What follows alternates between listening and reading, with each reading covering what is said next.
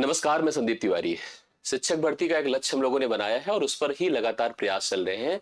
Maths की तैयारियां जो आपके लिए बहुत इंपॉर्टेंट है, क्योंकि मैथ्स में खूब समय देना पड़ता है। अगर हमारे पास परीक्षा को लेकर के 3 से 4 महीने 5 महीने का टाइम हमको मिलता है, तो हमें शुरुआत में इतनी समय की जरूरत पड़ती है। अगर आप बिगिनर हैं तो आपको रियली और टाइम लगता है, क्योंकि आपकी मैथ्स सच में कमजोर होती है।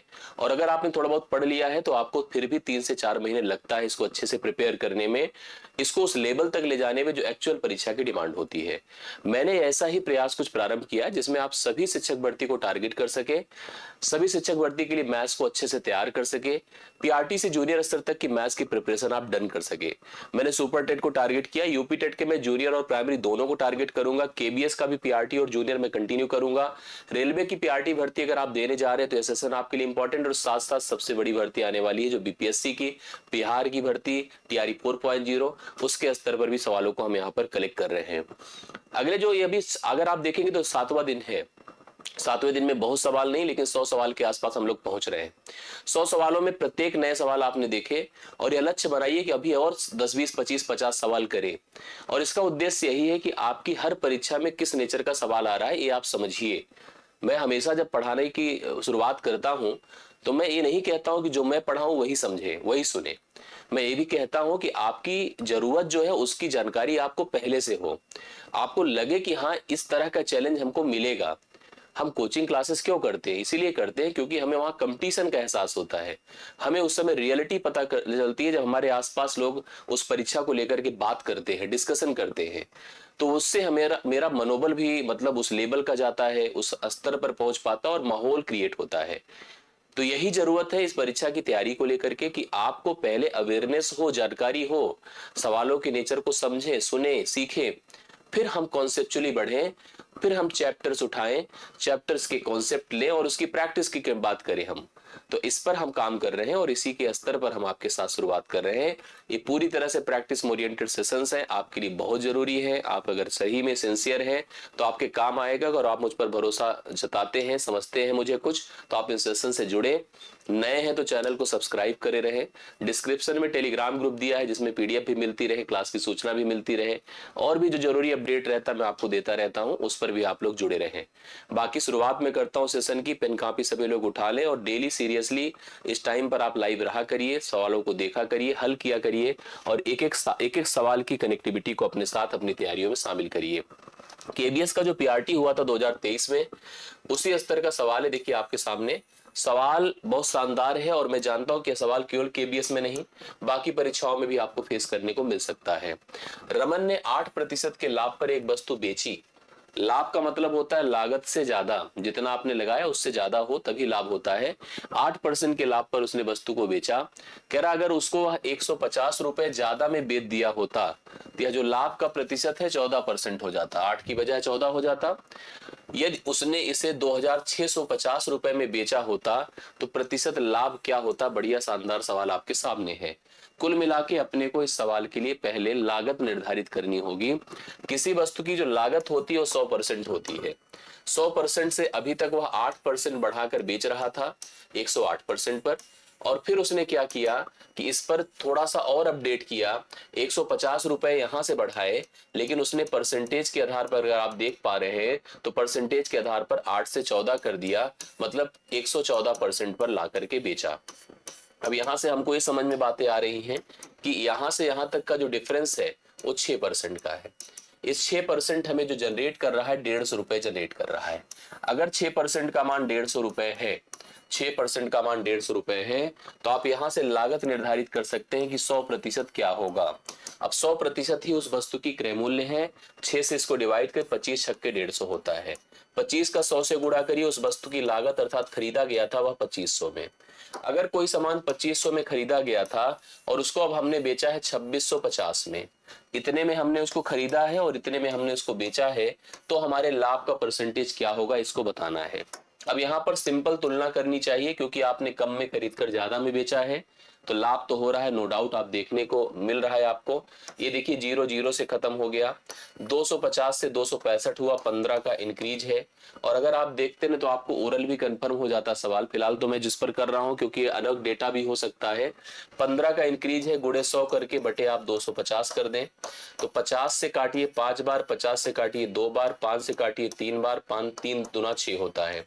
6% का लाभ हुआ जो आप निर्धारित कर सकते हैं, ऑप्शन नंबर सी। अब आप में से बहुत सारे लोग ऐसे भी समझ सकते थे क्या कि अगर हमारा क्रय मूल्य था 250 और बेचा मैंने 2650 में, तो बोलिए आपको कितने का फायदा हुआ? 150 का। यहाँ पर ऑलरेडी एक बार 150 का फायदा हो चुका था, जो परसेंट नहीं हटा लीजिएगा आप लोग, 150 का फायदा हो चुका था। यह 150 कितने परसेंट को प्रेजेंट करता था? 6% को। तो अगर वह 150 को करता था तो यह भी 150 ही को करेगा ना। तो डायरेक्ट भी आप 6% पर जा सकते थे, जो कि सी ऑप्शन में अवेलेबल है। इस सवाल के लिए राइट सोल्यूशन है। आप सभी लोग ऐसे सवाल पर अपना फोकस बना के रखिए। अगले सवाल पर चलता हूं। इंडिसेस का जो सवाल है मैं आपको बता दूं, बिहार का अगर आप कॉमन पेपर देते हैं, आप सुपर टेट का पेपर देते हैं, यूपी टेट का देते हैं, तो इस तरह के सवाल आपको जरूर फेस करने को मिलते हैं। इन सवालों पर भी फोकस रखिए। कुछ बातें जानिए, जैसे नेगेटिव पावर का रोल क्या है। अगर कभी भी आपके किसी बेस पर नेगेटिव पावर लगी है तो उसको हम पॉजिटिव बना सकते हैं, लेकिन हमें उसका उल्टा करना पड़ता है, अर्थात जो बेस अपना होता है उसका रेसिप्रोकल करना होता है। यहाँ भी पावर आपको नेगेटिव दिख रही है तो पहला काम इसका उल्टा करिए, अर्थात 16 बटे आप 81 कर दें। तो जो पावर आपकी -3/4 थी वह +3/4 हो जाएगी। गुणा रखिए, यहाँ पर चलिए सेम वही काम करिए, 9/25 कर दीजिए। तो यह पावर जो 3/-3/2 थी वो आपका 3/2 हो जाएगी। भाग लगा है, ये भी सेम वही कॉन्सेप्ट है, 2/5 करके इसकी पावर को आप 3 कर सकते हैं। इतनी बातें समझ में आ रही हैं? थोड़ा इसी ब्रैकेट के अंदर के कैलकुलेशन पर काम कर लीजिए, अभी उधर भी हम आपको समझा देते हैं। इसको मैं 3/5 क्या कर सकता हूं, क्योंकि 9 जो है वो 3 का वर्ग होता है, 25 5 का वर्ग होता है, तो इसको पावर 2 करके यहाँ पर भी ऑलरेडी पावर 3/2 लगा है। इसके लिए हमें जान के रखें कि अगर a की पावर m है, a की पावर n है, तो a की पावर m इंटू n हो जाता है। पावर आपस में परस्पर मल्टीप्लाई हो जाते हैं। 2 से खत्म हो जाएगा, भाग आपका लगा हुआ है। इसको हम 2 की पावर 3 कर सकते हैं और 5 की पावर भी 3 कर सकते हैं। वर्बल हम वैल्यूज भी जानते हैं, ठीक है। यहाँ अभी मैं कुछ नहीं कर रहा हूं, लेकिन लिखना चाहे तो आप एक स्टेप लिख सकते हैं कि यह 2/3, 2 की पावर 4 करने पर 16, 3 की पावर 4 करने पर 81, और a बटा b की पावर अगर n है तो a की पावर भी n होगा, b की पावर भी n होगा। ऑलरेडी पावर 3/4 लगी है, तो इसका मान भी डन खत्म हो चुका है। कुल मिला के यहाँ पर 2/3 की पावर 3 है, करेक्ट है। इधर चले आइए, यहाँ पर देखिए आपके सामने क्या है, 3 की पावर 3 है बटा 5 की पावर 3 है, क्योंकि 3 ही बचा था। और इसको आप बना दो गुणे, क्योंकि भाग होता नहीं है भिन्न में, आपको गुणा ही करना होता है, रेसिप्रोकल। 5 की पावर 3 ऊपर जाएगा और 2 की पावर 3 नीचे आएगा, ये ऑटोमेटिकली ऐसे खत्म हो गया। यहाँ पर अब इसका भी यूज आप डायरेक्ट कर सकते हैं, क्यों? क्योंकि यहाँ पर भी 2 की पावर 3 है, 3 की पावर 3 है, और यहाँ पर कुल क्या बचा है, 3 की पावर 3 बचा है, 2 की पावर 3 बचा है, करेक्ट। यह हिस्से गया, यह हिस्से गया, कुल ले देकर के 1 बचा दिया इसने, जो कि ऑप्शन नंबर बी में था। ये भी केवीएस पीआरटी का एग्जाम का सवाल है, लेकिन मैंने आपसे कहा कि बीपीएससी इससे खूब रिलेट करता है, स्टेट इस पर खूब रिलेट करेगा, यूपी टेट भी खूब रिलेट करेगा। जो भी परीक्षाएं आप फोकस करेंगे, कहीं का भी मिसिंग पार्ट नहीं, ईच एंड एवरी एग्जाम इसको होल्ड करता है, इसके सवालों को देता है। तो सेकंड क्वेश्चन आपके सामने था, आपने डन किया। थर्ड पर चलिए, अब हम पहुंचते हैं आज के सेशन के तीसरे सवाल पर। तीसरा सवाल देखिएगा, आपको ज्योमेट्री का सवाल है, मेंसुरेशन का सवाल है, ऐसे कह दीजिए एडवांस मैथ्स का सवाल है, क्योंकि इसमें ज्योमेट्री मेंसुरेशन दोनों ऐड हैं। सवाल पढ़िए, देखिए क्या लिखा, और सबसे इंपॉर्टेंट बात केवीएस पीआरटी का सवाल है। तो केवीएस पीआरटी का रोल आप समझ रहे हैं, आगे आपको परीक्षा भी फेस करनी है। सवाल क्या है, पढ़िए ध्यान से। सवाल यह है कि भुजा 2a इकाई के एक समबाहु त्रिभुज, समबाहु त्रिभुज को हम कहते हैं इक्विलैटरल ट्रायंगल, एक ऐसा जो है त्रिभुज जिसकी प्रत्येक भुजाएं क्या होती हैं, बराबर होती हैं। एक ऐसा त्रिभुज जिसकी प्रत्येक भुजाएं बराबर होती हैं। हमने इसको माना 2a, यह भी है 2a और यह भी क्या है 2a, प्रत्येक भुजाओं को बराबर कर दिया। और एक वर्ग है, एक स्क्वायर है जिसकी सभी साइड्स इक्वल होती हैं, सभी भुजाएं इसमें भी बराबर होती हैं। अगर हमने मान लिया, चलिए सभी भुजाएं x है, x है, x है और x है, इसका विकर्ण अपने को दिया है, जो कि कितना दिया है, 2a दिया है। अब सवाल कहता है कि इनके क्षेत्रफलों का अनुपात क्या होगा। इसका क्षेत्रफल एरिया निकालिए और इसका क्षेत्रफल एरिया निकालिए, दोनों का रेशियो बना दीजिए, यही अपने सवाल की रिक्वायरमेंट है। अगर हमें कोई समबाहु त्रिभुज दिया हो तो उसका क्षेत्रफल का नियम होता है √3/4 भुजा का वर्ग, जो भी भुजा आपको दी गई हो। और आप वर्ग के बारे में, स्क्वायर के बारे में जानते, सिंपली ए स्क्वायर अर्थात भुजाओं का वर्ग कर देने से क्षेत्रफल आता है। इसमें तो भुजा साफ साफ दी गई है, आप लिख सकते हैं √3/4। ए वर्ग मतलब 2a का स्क्वायर, इससे क्या होगा √3/4, यहां पर हो जाएगा 4a², 4 से कैंसिल होगा, √3 × a² हो जाएगा। यह क्या हो गया, समबाहु त्रिभुज का क्षेत्रफल। अब इसके क्षेत्रफल पर काम करना है, लेकिन इसके क्षेत्रफल का नियम होता है साइड का होल स्क्वायर। अब साइड तो अपने पास है नहीं, अभी तो बिकट दिया है। बिकट का नियम होता है, अगर किसी भी समबाहु किसी वर्ग की बात करते हैं तो बिकट भुजाओं से रिलेट करता है। अगर भुजा हमारे पास x है तो नियम होता है, पता है, √2 × साइड, साइड को हम सिंपली अभी साइड लिख रहे हैं, बराबर यहाँ पर डायगोनल d होता है। अब √2 × साइड का मतलब हमने x कर दिया, बराबर आपके पास 2a दिया हुआ है। x का मान अगर निकालना है भुजा के रूप में 2a/√2 हो गया, यही आपकी साइड्स है। एरिया के लिए मैंने आपको बताया कि हमको a² करना होता है, अर्थात भुजा का स्क्वायर करना होता है। अब भुजा जो आपको दी गई है, जैसे क्या दिया है देखिए, 2a/√2 का होल स्क्वायर कर दीजिए, तो मतलब ये हो जाएगा 4a²/2। इससे इसको खत्म कर दें, 2 दूना 4 अर्थात 2a² हो गया। अब दोनों का हमें रेशियो बनाना है, दोनों के क्षेत्रफलों का। पहला इसका क्षेत्रफल कितना है, √3a² और इसका हो जाएगा 2a²। ये दोनों कैंसिल हो गए, यहाँ केवल √3 बचा और यहाँ पर 2 बचा।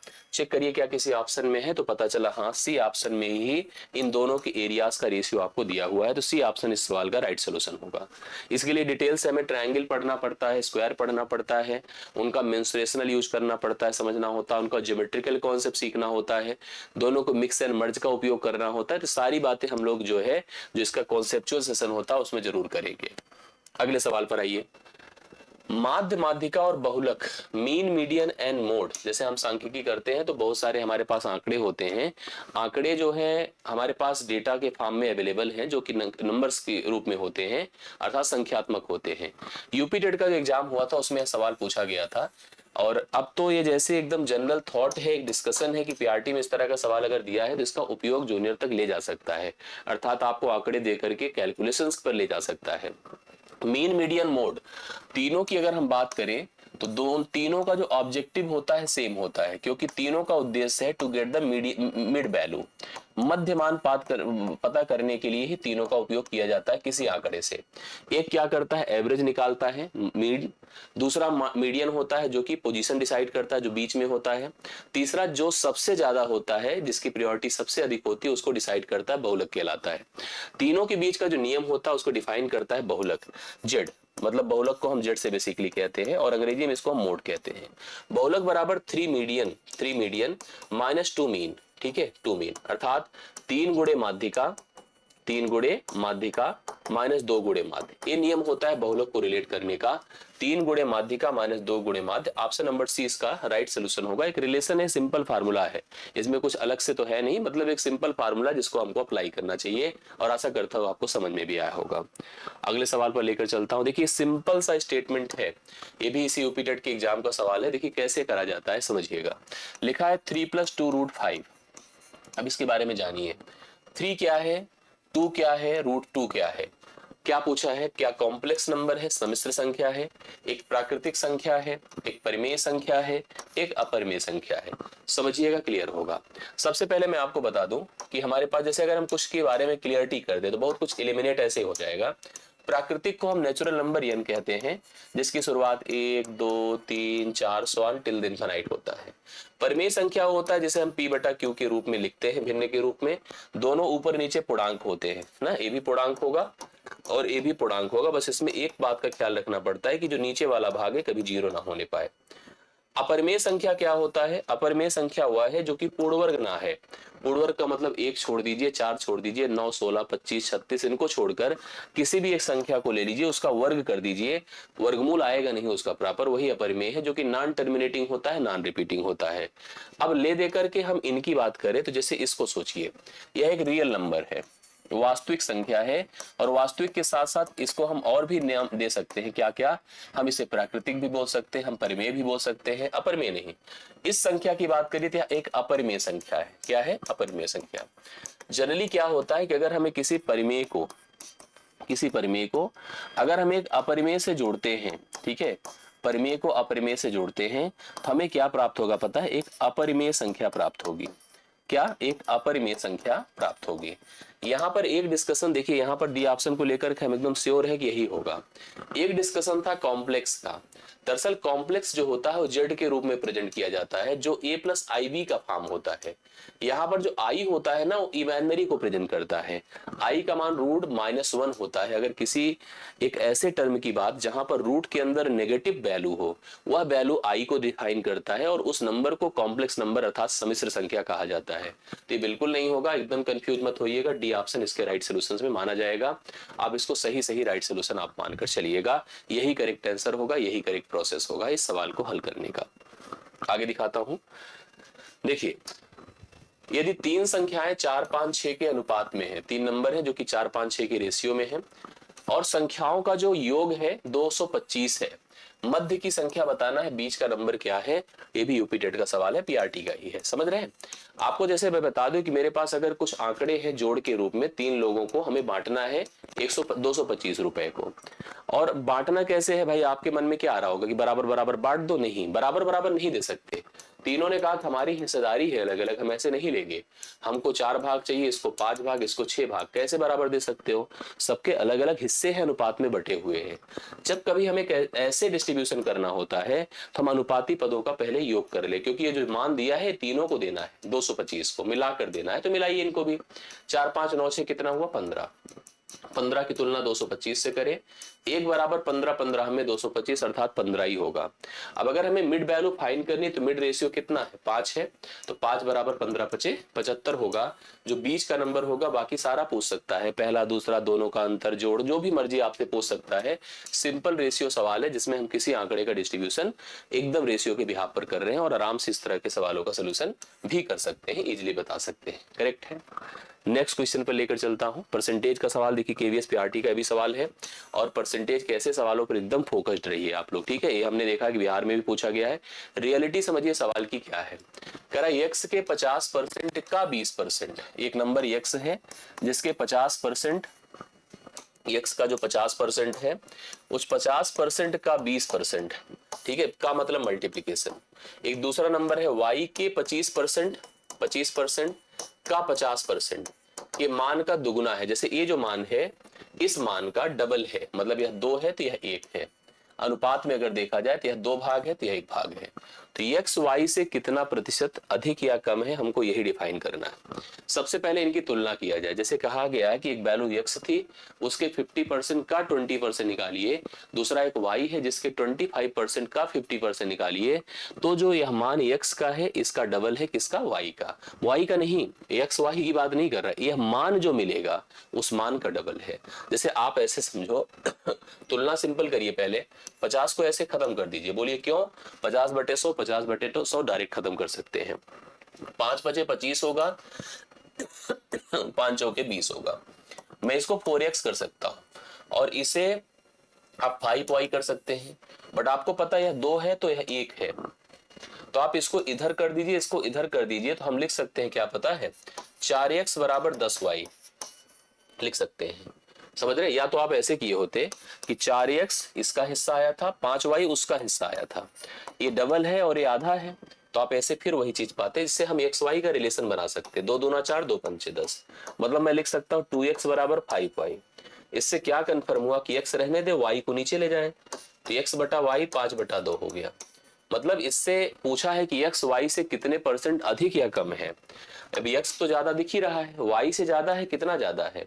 y का मान 2 है, x का मान 5 है। कितना ज्यादा है? बोलिए 2 ज्यादा है। नहीं, 3 ज्यादा है। किससे ज्यादा है? 2 से ज्यादा है। अगर x का मान 5 है, y का मान 2 है, तो x y से 3 ज्यादा है। 3 लिखिए, गुणे 100 करिए, बटा कितना कर दीजिए? 2। ठीक है, 2 से डिवाइड करिए 50, 50 गुणे 3 करिए, कितना आएगा? 150% अधिक है। x का मान y से 150% ज्यादा है। इसको आप लोग 7वें सवाल के रूप में राइट सोल्यूशन ले सकते हैं। डायरेक्ट आंसर आपके सामने हो जाएगा। क्लियर हो गया कॉन्सेप्ट? किसी को डाउट कंफ्यूजन नहीं? अगले सवाल पर आइएगा। ये भी देखिए यूपी टेट एग्जाम का सवाल है। क्या है क्वेश्चन? क्या कहता है? x और n दो धन पूर्णांक है, पॉजिटिव इंटीजर है। x इंटू n लिखा हुआ है 36, ठीक है। तो हमसे कहा कि nx का मान क्या होगा। अब बताओ, अगर दो पॉजिटिव इंटीजर हैं, a इंटू बी किया बराबर 36 है, तो क्या भाई ए बताइए, क्या b इंटू ए अलग हो जाएगा? ए भी तो 36 ही होगा। यन x इंटू यन अगर 36 है तो यन x भी तो 36 ही रहेगा, तो इसमें कोई फर्क नहीं आएगा, वही सेम टू सेम जो पहले था वही अब भी बना रहेगा। 36 है तो 36 ही रहेगा। ऐसे आसान सवाल भी आपको कभी कभी फेस करने को मिल जाते हैं। ठीक है, लेने का उद्देश्य नहीं था, लेकिन एक जानकारी देने का पर्पज था कि हम आपको समझा दें, कंफर्म कर लीजिए। अब ये भी देखिए रिपीटेड प्राइमरी का ही सवाल है, जिसमें स्थानीय मानों की बात की जाती है। स्थानीय मान को लेकर और भी डाउट्स होते हैं, जिसमें भिन्न के स्थानीय मान आजकल ट्रेंडिंग में है, डेसिमल के स्थानीय मान आजकल ट्रेंडिंग में है। लेकिन इसको सुनिएगा, अपने पास 6 है, 4 है, 7 है, 1 है, 3 है, 5 है, में 7 तथा 3 के स्थानीय मानों का अंतर बताना है। किसी का भी स्थानीय मान निकाले, 7 का करना है तो 7 लीजिए, उसके आगे जितने पद है उतने जीरो लगा दीजिए। 3 का करना, यहाँ 3 लिखिए, उसके आगे जितने हैं उसने जीरो लगा दी, अंतर करिए 0। 10 से 3 7 होता है, 9 होता है, 6 होता है। 6970 डी ऑप्शन इसका राइट सोल्यूशन होगा। सिंपल सवाल है, कोई खास इसमें टर्म नहीं है, इसलिए बिल्कुल कंफ्यूज होने की जरूरत इसमें नहीं है ना, मैं वो समय इस पर दूंगा। आगे बढ़ता हूँ, सुपर टेट का सवाल देखिए है, और इसको कैसे हल करेंगे, क्या है इसमें प्रोसेस, अलजेब्रिक टर्म है। a प्लस बी आपको दिया है 7, हाँ, ए बी दिया है आपके पास 12 दिया है, और सवाल क्या पूछा है, ए स्क्वायर प्लस बी स्क्वायर। ठीक है, तो सिंपल अलजेब्रिक रिलेशंस है कि आपको अगर a प्लस बी का मान किसी ने दिया है, आप इसका पूरा फॉर्मेट अप्लाई करिए, स्क्वायरिंग ऑन बोथ साइड करिए, दोनों पक्षों का वर्ग, A square plus B square plus 2ab कर दीजिए, बराबर 7 का वर्ग कितना कर दीजिए, 49। ठीक है, तो ऐसे में ए स्क्वायर प्लस बी स्क्वायर आपसे पूछ रहा है, 2ab की जगह आप 12 कर दीजिए, यहाँ ए स्क्वायर प्लस बी स्क्वायर कर दीजिए। ठीक है, बराबर ये 49 रहने दीजिए, समझ रहे हैं। ए स्क्वायर प्लस बी स्क्वायर 24 ले जाकर घटाइए 49 से, 24 घटाइए 49 से, 9 से 4 5 होता है, 4 से 2 2 होता है, ए स्क्वायर प्लस बी स्क्वायर का मान कितना हो गया, 25 हो गया। राइट सोल्यूशन यहाँ पर इसका सही उत्तर आपका 25 है। हालांकि अलजेब्रा खतरनाक बना देता है, लेकिन ये आसान था। ठीक है, ये आसान था, इसमें कोई इतनी बड़ी प्रॉब्लम नहीं होनी चाहिए, आप लोग आराम से सवाल को हल कर सकते हैं। अब देखिए, आप लोग 11वां सवाल देख रहे हैं। इंडिसेस के लिए मैंने आपसे कहा कि इंडिसेस का कितना इंपॉर्टेंस है, और इस सुपर टेट की एग्जाम में सवाल अगर आया तो कंफ्यूज तो काफी लोग को किया होगा, क्योंकि डायरेक्ट इंडिसेस इसमें नहीं दिख रही है। अगर आप देखेंगे तो आपको क्लियरिटी आएगी, या तो इसमें ऑप्शन का सहारा लेना पड़ेगा, या तो थोड़ा सा डिफाइंड करना पड़ेगा स्टेटमेंट को, क्योंकि सवाल देखिए क्या लिखा है। सवाल है 5 की पावर x प्लस 1, 5 की पावर x प्लस 1 प्लस 5 की पावर 2 माइनस x बराबर 5 की पावर 3 प्लस 1 है। करेक्ट है। अब इसका सोल्यूशन समझिए, इसका प्रोसेस क्लियर करिए, कैसे हो सकता है इस सवाल का सोल्यूशन। रखने को तो हम ऑप्शन रख रख करके चेक करवा दें कि रख लीजिए, जो जस्टिफाइड हो गया वही आंसर है, बट प्रोसेस तो जानना जरूरी है कि एक बार देख लेते हैं कि सिस्टम कैसे होता है। हम एक चीज पहले आपको बता दें, अगर कभी लिखा हो a की पावर m प्लस n, इसका मतलब होता है a की पावर m इंटू a की पावर n। इसी प्रकार से अगर a की पावर m माइनस n कहीं लिखा है, तो a की power m divide by a की पावर कितना होता है n। ऐसे हम दोनों को समझ लें। इसको भी ऐसे करिए, 5 की पावर x होगा गुणे 5 की पावर 1 होगा, प्लस 5 की पावर 2 होगा गुणे 5 की पावर माइनस x होगा। आप चाहे तो एक चीज और सोच लीजिए, a की पावर अगर माइनस m है तो a की पावर 1 अपान a की पावर m हो जाएगा। अर्थात आप चाहे तो जो आपके पास यहाँ पर 2 माइनस एक्स लिखा है, इसके आधार पर 5 की पावर आप x कर सकते हो। 125 होता है इसका मान। 125 में अगर हम लोग 1 जोड़ देते हैं, 5 की पावर आपके पास 3 दिया तो 126 हो जाएगा। समझ रहे हैं, इसका मान कितना हो जाएगा, 126। अब देखिए हम इसको क्या कर सकते हैं, यहाँ पर क्या हो सकता है कि क्योंकि देखिए प्रॉपर तो स्टेटमेंट बनेगा नहीं, तो ऐसे में मैंने क्या किया, लेट 5 की पावर x को मैंने a मान लिया, जो यहाँ पर इस टाइप से है, क्योंकि ऊपर है नीचे है, कॉमन तो हम डायरेक्ट ले नहीं सकते, कॉमन लेंगे भी तो भी फंसेंगे, तो हम x को a मान लिए, तो यहाँ पर 5a हो जाएगा। क्यों, क्योंकि 5 की पावर x की जगह a होगा, प्लस इसको हम 25 बटा क्या कर दें, a कर दें, बराबर आपका 126 रहेगा। सही है। अब इसको नीचे अगर मैं 1 एलसीएम ले लूं, यहाँ पर a कर दूं तो 5a स्क्वायर हो जाएगा, प्लस a कटेगा 25 होगा, बराबर 126 से गुणा हो जाएगा ये जाकर के। अभी पहले भी ऐसे रहने दीजिए 26, मतलब ये समीकरण बना 5a स्क्वायर प्लस 25 बराबर 126a। इसको अगर एक तरफ करिए तो क्या होगा, 5a square minus 126a plus 25 बराबर 0। ये बना आपका एक द्विघात समीकरण बन गया। द्विघात समीकरण का सोल्यूशन जिसको आता होगा वो कर लेगा। कैसे, 25 का 5 से गुणा करिए, कितना हो जाएगा, 125। 125 के ऐसे दो फैक्टर बनाइए जिनका जोड़ या घटाव 126 होगा। 125 इंटू 1 कर दीजिए, मतलब लिख सकता हूं 5a² माइनस यहाँ पर 125 प्लस 1 इंटू ए प्लस 25 बराबर आप क्या कर सकते हैं 0। अब देखिए कितना लिखा जा सकता है पूरा ओपन करके, पहले तो एक स्टेप बढ़ा देता हूं। 5a² माइनस 125a माइनस ए होगा क्योंकि माइनस का बाहर मल्टीप्लीकेशन है, प्लस 25 होगा। अगर मैं वहां से देखिए दो दो पेयर लेकर चलूं, 5a मैंने कॉमन कर लिया, a माइनस 5 25 हो गया क्योंकि 25 पंचे 125 होता है, प्लस अब प्लस क्यों माइनस, माइनस आपको लेना पड़ेगा -1, तो यहां भी a माइनस 25 हो जाएगा। तो इससे क्या होगा 5a माइनस 1 होगा और a माइनस 25 होगा। तो हम लिख सकते हैं 5a माइनस 1 बराबर 0, तो a बराबर 1/5 हो जाएगा, 1/5। और इधर हम लोग a माइनस 25 लिख दें तो a बराबर आपका 25 हो जाएगा। अब इस हिसाब से अगर देखा जाए तो इसकी वैल्यू क्या हो सकती है, जिसमें अगर आपने देखा इधर 1/5 आ रहा है, इधर 25 आ रहा है, तो आंसर इसका कितना हो जाएगा इसको सोचना, क्योंकि हमसे सवाल पूछा क्या है, हमसे कहा है x का धनात्मक मान बताओ क्या होगा, ये सवाल है। अब आपको पता है कि भाई देखो, अब आपको अब यहां से a का मान कितना मिला 25। अब आप कहोगे अभी भी नहीं सोल्यूशन मिला, कितना लॉन्ग सोचो हो जा रहा है, a का मान 25 हो जो भी आंसर में है नहीं, तो आप सोचो ना, तो आपसे a थोड़ी पूछा है, आपसे तो x पूछा है, x निकालना पड़ेगा। अब सोचिए x है कहाँ, यहाँ पर x था जो कि 5 की पावर x था, मैं लिख दो 5 की पावर x बराबर आप 25 कर दे, चाहे इसको कर दे, दोनों की बात कर लेते हैं, दोनों से आंसर आएगा। तो यहाँ 5 की पावर x कर दे, ये 5 की पावर आपका 2 होगा, तो x का मान तो आपका 2 हो जाएगा, एक तो 2 हो गया। दूसरी तरफ हम लोग क्या कर दें कि अगर हम लोग उसी तरह से 5 की पावर x बराबर 1/5 कर दें, तो 5 की पावर x बराबर 5 की पावर -1 होगा। दरअसल बेसिस सेम होती है ना, तो पावर इक्वल कर दिए जाते हैं, x बराबर -1 होगा, तो 2 भी होगा और -1 भी होगा। इस सवाल का राइट सोल्यूशन पहला ऑप्शन होगा। अब इसको अगर इस तरह से कोई हल करेगा तो समय लेगा ही लेगा, समय भी लेगा, कंफ्यूजन भी आएगी, सवाल लॉन्ग है भी आपने देखा ही होगा। हमें क्या करना चाहिए, सीधा सब्स्टिट्यूट करना चाहिए था, हम इधर उधर के चक्कर में ना पड़ते, सीधा सब्स्टिट्यूट करते। सपोज करिए हम पहला मान 2 रखते, 2 रखने से 2 1 3, 5 की पावर 3 125 हो जाता, और यहाँ 2 रखने से 2 - 2 0, मतलब 5 की पावर 0 अर्थात 1 हो जाता। देखो मिल गया कि नहीं, क्योंकि 125 + 1 बराबर कितना होगा 126, मैच करा। इसी तरह से अगर हम -1 रखें, -1 रखते ही कितना हो जाएगा बताइए, 5 की पावर 0 हो जाएगा, क्योंकि 5 की पावर यहाँ -1 रखेंगे तो यहाँ पर कितना हो जाएगा 0 होकर के 1 हो जाएगा। और इधर आप अगर कितना रखेंगे -1 तो +1 हो जाएगा, फिर वही 5 की पावर 3 हो जाएगा। कुछ नहीं करना था, ऑप्शन ही रख करके इस सवाल का सोल्यूशन आपको हल करना था, और इससे आराम से आंसर आपका बन जाता, क्योंकि इतना लॉन्ग प्रोसेस आपको करने का कोई मतलब नहीं, लॉजिक ही नहीं बनता, सीन ही नहीं बनता। मत करिए, अगर ऐसा बनता है जैसा मैंने बताया उसी प्रकार से सवाल का सोल्यूशन डिसाइड करिएगा। मैं ले चलता हूं आपको 12वें सवाल पर। देखिए क्या है, 3 संख्याएं हैं जिनका योग 98 दिया है। यदि पहली संख्या और दूसरी संख्या के बीच का जो अनुपात है 2:3 है, मतलब 3 में 2 लोगों का रेशियो दिया है। दूसरी और तीसरी के बीच का अनुपात 5:8 है, दूसरी तीसरी का रिलेशन भी दिया है। तो दूसरी संख्या हमसे पूछ रहा है, ऐसी कंडीशन में जो नंबर तीनों से कनेक्ट हो, दोनों से कनेक्ट हो, उसको बीच में रखना चाहिए ए को। पहली संख्या दूसरी के बीच, पहले और दूसरे का मतलब हमने ऐसे रख दिया, देखिए क्योंकि देखो दूसरी पहली दूसरी के साथ कनेक्टेड है, दूसरी तीसरी के साथ कनेक्टेड, तो बढ़िया है, दूसरा ही दोनों से कनेक्टेड, एबीसी रख दिया।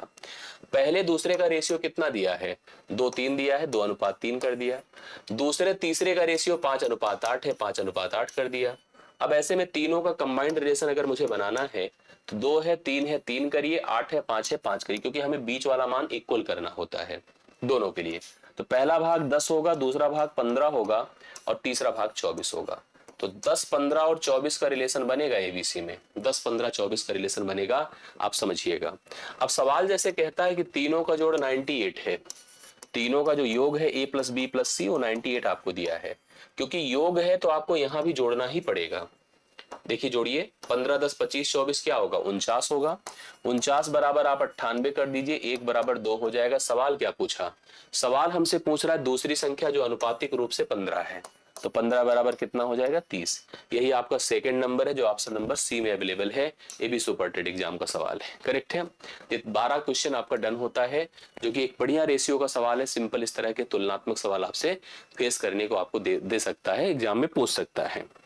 अगला सवाल देखिए, ये इनइक्वलिटी का सवाल है, असमानता जिसको कहते हैं। आप असमानता के बारे में जान लीजिए। देखिए हम लोग जो जनरल सवाल बनाते हैं वो समानता के सवाल होते हैं, हम इक्वेशन बनाते हैं जिसे समानता कहते हैं, लेकिन इनइक्वलिटी को इग्नोर नहीं कर सकते हैं। असमानता का सवाल भी आपको फेस करने को मिलता है। होता क्या है इसमें, थोड़ा लॉजिक समझिए। जैसे मान लीजिए 5 बड़ा है 2 से, दरअसल असमान का मतलब क्या है, या तो हम आपसे, अगर हम आपके समान नहीं हैं तो हमारे बीच इक्वल नहीं लगेगा, हमारे बीच बड़े छोटे का रिलेशन लगेगा कि मैं आपसे बड़ा हूं या मैं आपसे छोटा हूं, या मैं आपके बराबर या आपसे बड़ा हूं, मैं आपके छोटे या आपसे छोटा हूं। इस प्रकार से बराबर या आपसे छोटा हूं, इस प्रकार के रिलेशंस बनते हैं। जब कभी इक्वेशंस के बीच ये सिंबल हो, A is greater than B, A is less than B, A is greater or equal to B, A is less or equal to B, जब ये रिलेशंस होते हैं तो यही इन इक्वेशंस होते हैं। इनमें टेक्निकल क्या चीज है जो हैंडल करनी पड़ती है, वही एक और समझ लीजिए, कंफर्म हो जाए। जैसे मान लीजिए मैंने लिखा 5 बड़ा है 2 से, दिख रहा है। अब 5 में कुछ भी जोड़ दें, जैसे 3 जोड़ दिया 8 हो गया, तो 2 में भी 3 जोड़ दिया 8 हो गया, तब भी 2 में 3 जोड़ दिया तो 5 हो गया। दोनों में हमने समान जोड़ा तो क्या इनइक्वेशन बदल गया? नहीं, वही रह गया। दोनों में समान घटा दीजिए, अगर 1 घटा दे 4 हो गया, 1 घटा दे तो 1 हो गया, तब भी बड़ा रहेगा। दोनों में 2 से गुणा कर दे 10 हो गया, 4 हो गया, तब भी बड़ा है। दोनों में 2 से भाग कर दे 5/2 हो गया, और 2 से 2 को भाग कर दे 1 हो गया, तब भी बड़ा है। मतलब प्रत्येक पदों में अगर इनइक्वलिटी है, समान नंबर अगर जोड़े घटाएं गुणा या भाग करें, इनइक्वेशंस आपका एज इट इज रहता है। एक ही प्रॉब्लम आती है, जैसे 5 बड़ा था 2 से, बट अगर हम -1 का गुणा दोनों में कर दें, जैसे ही -1 का गुणा 5 में करेंगे, -1 का गुणा 2 में करेंगे, तो यह -5 होगा या -2 होगा। अब कौन बड़ा होगा बताइए? नेगेटिव पे नंबर जितना छोटा होता है उतना ही मान उसका बड़ा होता है। तो अब देखिए इनइक्वलिटी बदल गई। जब हम दोनों पक्षों में माइनस का मल्टीप्लिकेशन करते हैं तो ऑटोमेटिकली इनइक्वलिटी चेंज हो जाती है, अल्टर हो जाती है, ग्रेटर लेस हो जाता है, लेस ग्रेटर हो जाता है। इस बात को समझिएगा। सवाल हमसे कहता है कि बी का कौन सा मान सही है जब असमानता b² + 8ab, b² + 8b क्या लिखा है बताइए, greater or equal to 9b, 9b + 14। समझ रहे हैं? अब इसको थोड़ा सा हल करिए, देखिए कैसे होता है। आप लिखिए b² 8b से 9b घटा -b -14, मतलब हम ऐसे लिख सकते हैं, जैसे हम एक साथ अगर रिलेट करें, क्योंकि यह द्विघात की तरह जनरेट हो रहा है। यहां पर हम देख रहे हैं कि b² आपके पास है, b² + 8b है, greater than or equal to 9b + 14 है। इसमें कौन सी इनइक्वलिटी सेट हो रही है जो b के मानों को प्रेजेंट कर रही है? मैं आपको दिखाता हूं। b² - b -14 is greater or equal to 0 हो जाएगा। 14 के लिए फैक्टराइजेशन जैसे क्वाड्रेटिक इक्वेशन का हम लोग करते हैं उसी प्रकार से ट्राई करें। 14 7 दूना 14 होता है, 7 में से 2 5 होता है, क्योंकि देखिए यहाँ पर 8b था और यहाँ पर 9b था, तो उस हिसाब से हम लोग को इनइक्वलिटी सेट करनी होगी। में होगा क्या कि अगर कोई quadratic equation ax² + bx + c = 0 है, तो x का मान -b + -√b² -4ac / 2a होता है। करेक्ट है? इस आधार पर अगर हम इसकी भी बात करें तो यहाँ पर b² का गुणांक 1 है, b का गुणांक 1 है और -1 है, और c का गुणांक 14 है। तो अगर हम b का मान निकालेंगे तो माइनस इसके हिसाब से b मतलब अलग ही होगा, -1 हो जाएगा, अर्थात +1 हो जाएगा। प्लस माइनस √b² मतलब -1 का होल स्क्वायर, -4ac 1 × c मतलब -14। करेक्ट है? डिवाइड बाई 2 × a, 2a का मतलब केवल 2 × 1 ये हो जाता है। तो +1 हो गया, प्लस माइनस √1 होगा, 14 चौके 56 होगा, डिवाइड बाई आपका 2 होगा। करेक्ट है? 56 1 57। देखिए अब ये नंबर क्या होगा, ध्यान समझिएगा। 1 + √57 डिवाइड बाई 2 और 1 - √57 डिवाइड बाई 2, 2 मान होंगे यहाँ पर। अब इसका सेंस क्या बनेगा, लॉजिक क्या बनेगा, समझिएगा। 57 का मतलब क्या, पहले इसको देख ले। 57 का मतलब अगर हम वर्गमूल पे जाएं तो 8 8 64 होता है, सबको पता है। 7 7 49, 7 समथिंग 7 से अधिक ही होगा। 7 से अधिक मतलब 8 से अधिक होगा, और 8 को अगर डिवाइड करेंगे तो 4 पॉइंट समथिंग आएगा। मतलब इसका सेंस क्या बना कि एक वैल्यू जो आपके पास, देखिए यहाँ पर 2 लॉजिक समझिएगा। एक वैल्यू हमारे पास जब हमने क्या किया कि एक जोड़ा, इसमें एक जोड़ा तो 8 समथिंग करके हुआ, उसको 2 से भाग किया तो 4 समथिंग करके आया। अब यहां पर लिखा है greater than or equal to, जो बीच का साइन लगा है greater than or equal to है। दूसरी तरफ 1 माइनस है, वन माइनस का मतलब है एक से घटेगा -7 समथिंग करके, तो -6 समथिंग आएगा, और -6 समथिंग को अगर डिवाइड करेंगे तो -3 समथिंग कुछ करके रह जाएगा। सवाल में जैसे देखिए क्या है, अब आप खुद ही समझेंगे तो क्लियर होगा। मतलब एक तरह से जैसे जो वैल्यू इसने कहा greater or equal to zero हो, पॉजिटिव मतलब जो हमारे पास मान है, जो हमारे पास ये वैल्यू आएगी greater or equal to zero रहेगी। अब उस नेचर से अगर हम लोग सोचें तो हमारे पास क्या हो गया, B is greater than or equal to, जैसे यहां पर वैल्यू कितनी आ रही है बताएं, 4 पॉइंट समथिंग है। अगर 4 पॉइंट समथिंग है, इसका मतलब है कि बी जो है 4 के ऊपर ही जाएगा। 4 के ऊपर जाएगा तो यहाँ पर उसकी जो वैल्यू होगी, मतलब एक प्रकार से अगर देखें जैसे इसमें मेंशन है कि B is greater than or equal to -5 है, but B is less than equal to क्या है, 4 है। b is greater than equal to 5 है, b is less or equal to -4 है। अब यहाँ पर b is greater or equal to -4 है but less or equal to -5, अब ऐसे समझना पड़ेगा हमको। दरअसल जो हमारे पास मान है जो b के दो आए हैं, एक आपने देखा था कि नेगेटिव में -3 समथिंग करके आया है, इससे बड़ा हो, और दूसरा मान हमारे पास क्या है देखिएगा जो 4 समथिंग करके आया है, इससे छोटा हो। तो इस हिसाब से इससे बड़ा मतलब देखिए ग्रेटर आर इक्वल टू -4 और लेस आर इक्वल टू आपका कितना हो जाएगा, 5 हो जाएगा। अब यहाँ पर कई लेवल की क्लियरिटी हो सकता है आपको ना आए, क्योंकि हमें इनइक्वलिटी को अलग से ही पढ़ना होगा। इनइक्वलिटी आपने अच्छे से पढ़ी नहीं है, ठीक है, कभी सुना नहीं इसके बारे में, अच्छे से लेवल पे क्रिएट नहीं किया, तो इसको क्रिएट करना हमारी रिस्पॉन्सिबिलिटी है। इसको हम लोग अच्छे से पढ़ेंगे, तब जाकर के यह पार्ट कंफर्म होगा, तभी यह समझ में भी आए, क्योंकि ये पूछा जाता है सवाल एग्जाम में। अगले सवाल पर हम आपको लेकर चलते हैं, देखिएगा। अब अगला सवाल देखिए, यहीं से आज इतने ही सवालों का कॉम्बिनेशन था, 13 सवाल थे, जिसमें एक सवाल पर मैं आकर रोका हूं आपको। इतने सवालों के एनालिसिस अच्छे से करिए, बताइए किसमें कितना समझ में आया, नहीं आया, क्या इसके आगे होना चाहिए, नहीं होना चाहिए, आप कन्फर्म हमें जरूर करिए। बाकी आज के सेशन यहीं पर समाप्त होता है। बहुत बहुत धन्यवाद। जो आपको जैसे अपडेट हुआ जरूर कन्फर्म करिएगा। थैंक यू सो मच, सभी को धन्यवाद।